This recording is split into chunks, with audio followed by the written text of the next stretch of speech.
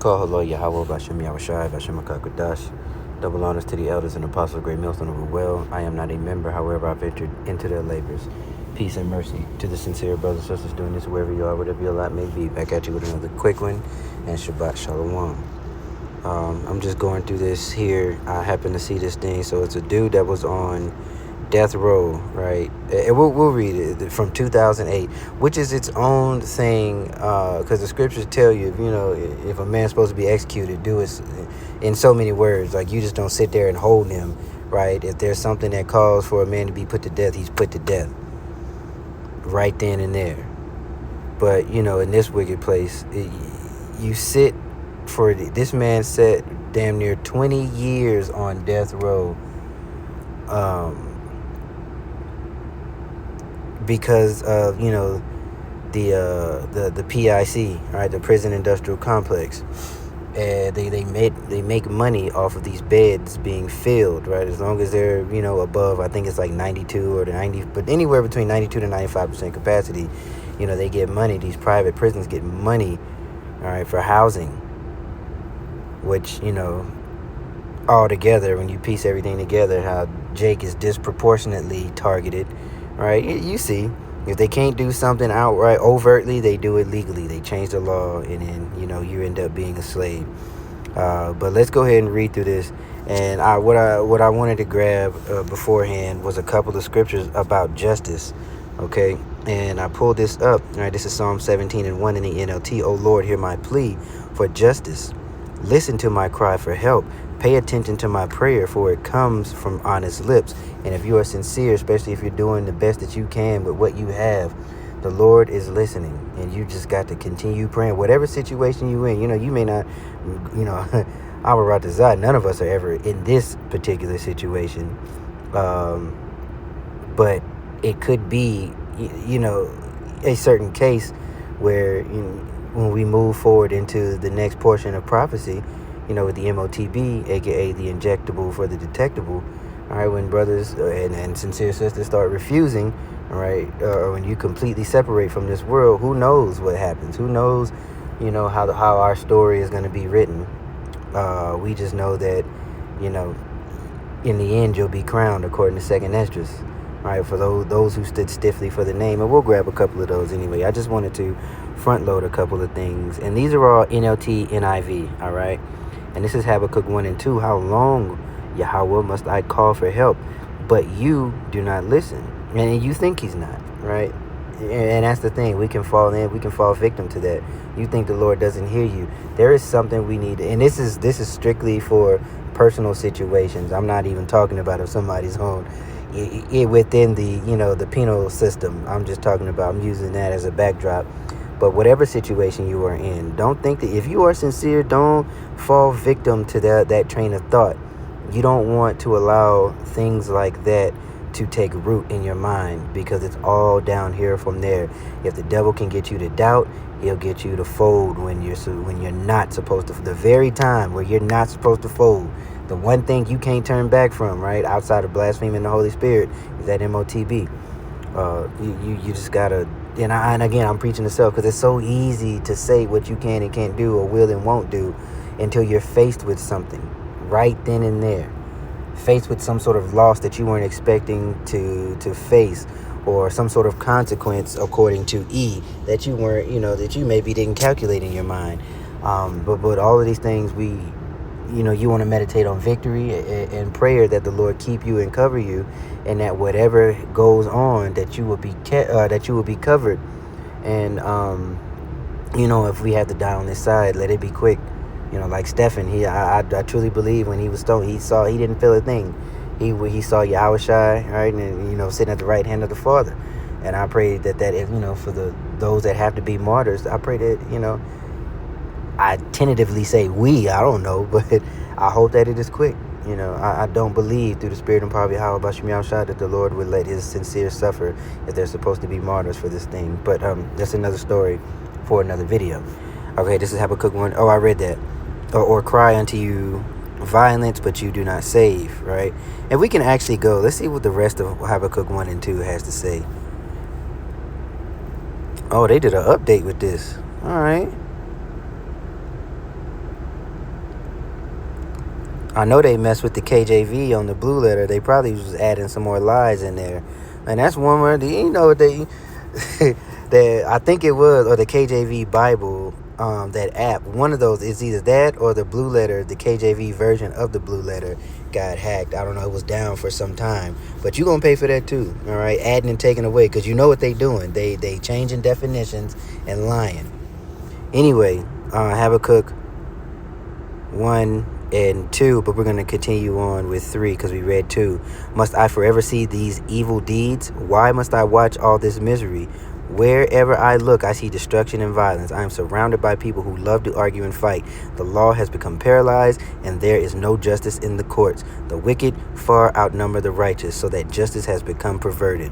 Right, and we're going to read the Lord's reply. Look around at the nations. Look and be amazed, for I am doing something in your own day, something you wouldn't believe, even if someone told you about it. I am raising up the Babylonians, a cruel and violent people. They will march across the world and conquer other lands, and they are notorious for their cruelty and do whatever they like.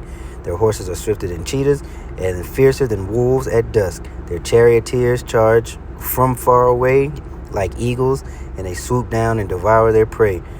Oh, on they come, all bent on violence. Their hordes advance like a desert wind, and you can kind of link this onto the daughter of Babylon. They're these angels, these planes. They swoop down. They come from far away across the pond to drop things on schools and infrastructures and all that, right? Or civilian infrastructures and hospitals. And this is what we see. Justice being perverted everywhere you turn. And then Jake Steele will lean and say some stupid shit like, this is why we need to vote Democrat. Shut up, nigga. Shut the fuck up. I cannot. I hate hearing that almost as much as I hate hearing the J name. I'm sick of niggas. I'm sick. Every time it's the Dems, it doesn't matter who it is. It's the same diddling devil on both sides of the coin, or each side of the wing, whatever you want to call it. Luke 18 and 7 and 8. This is in the NIV. And will not God bring about justice for his chosen ones who cry out to him day and night?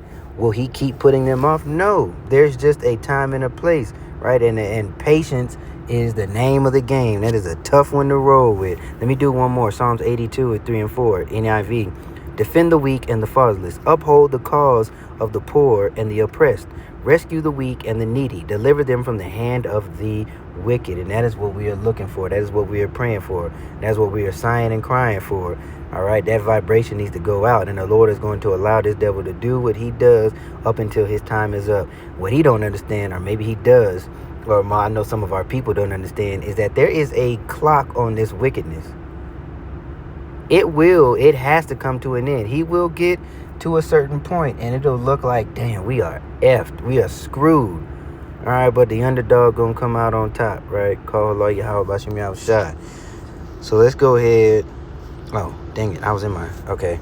So let's go ahead and read about this here. All right.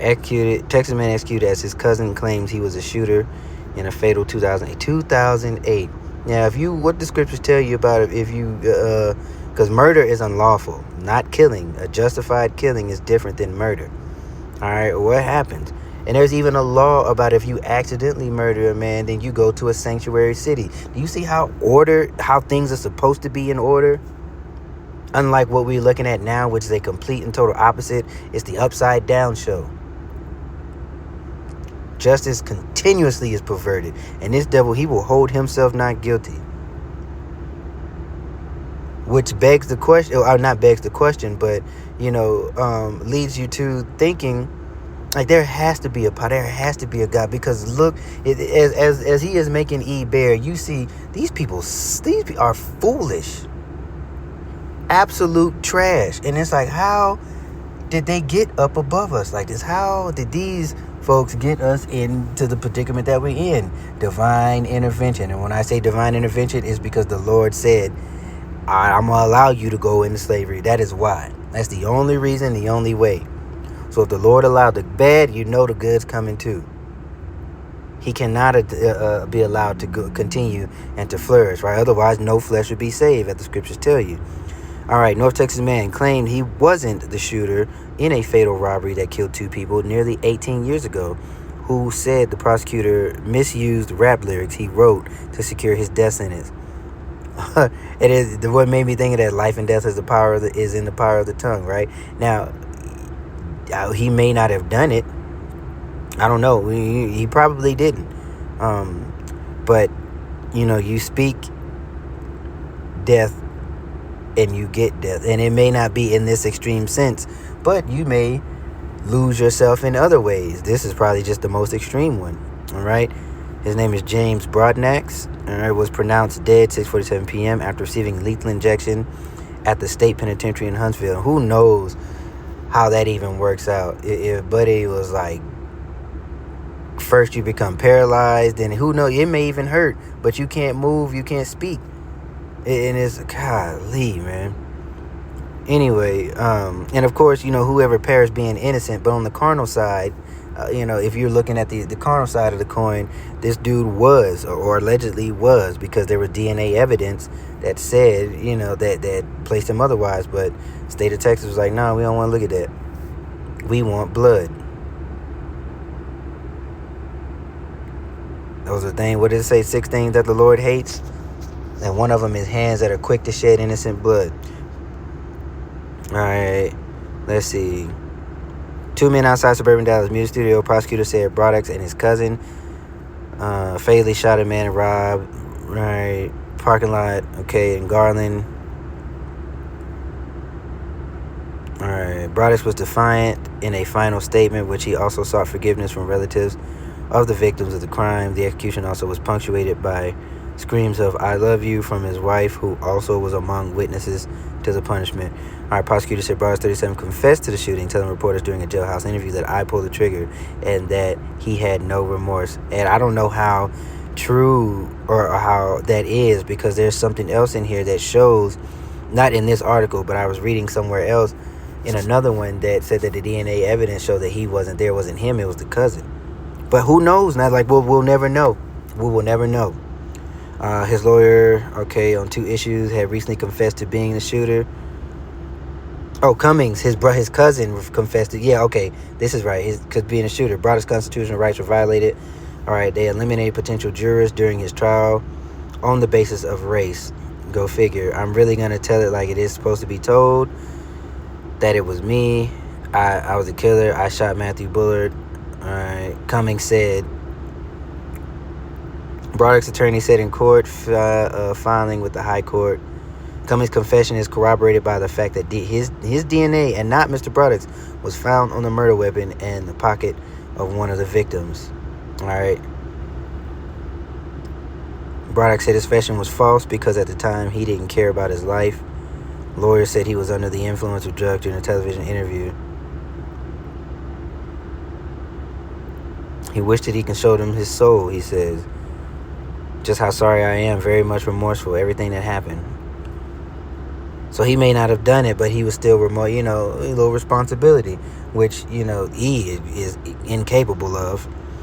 All right, so that's the rest. That's it. That's just something that I wanted to snag. There'll be 6 things that the Lord hates. I'm going to get that too. Or is it 7? There be 6 or 7. It might be 6 because 6 things. Yeah, that's it. And we'll just go to it. Proverbs 6 and 16.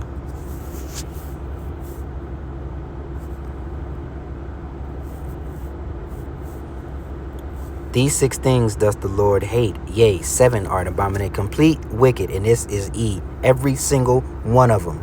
So he says 6 because, that's the number of the man and the number of the beast, right? And then 7 of the number of completion, complete wickedness. These 6 things doth the Lord hate. Yea, 7 are abomination unto him. A proud look, a lying tongue, hands that shed innocent blood, a heart that devises wicked imaginations, feet that be swift to running to mischief. Feet that be swift in running to mischief. And a false witness that speaketh lies, and him that soweth discord among brethren. And they have been false witnesses among many, Jake, over our course of being in this prison sentence. They used to be able to get away with literal murder, and you couldn't say anything. Why? Because you can't prosecute or you can't bring up charges on a so-called white T-man. Because you're 3/5 of it. You ain't even a person. Now, how the fuck can an animal judge the morality of somebody else? Anyway, but that's just something I wanted to get real quick and just, just to say, not only to preach to self about, standing firm, especially when the time comes, but having something else to cry unto the Lord for: justice, deliverance, protection, eating as we march into a manufactured famine, having something to drink when those will be thirsty, while those are mourning, when they laugh when they were supposed to be in mourning, and we are in the house of mourning, that we shall have mirth in those times. All right, everything is about faith and belief. And if you lack, all right, James 1, pray and be sincere about it. But the last thing you need to do is have some doubt, any amount of doubt, going into the times that we're going into, because we are here. So with that being said, I truly pray that you were edified. Shalom.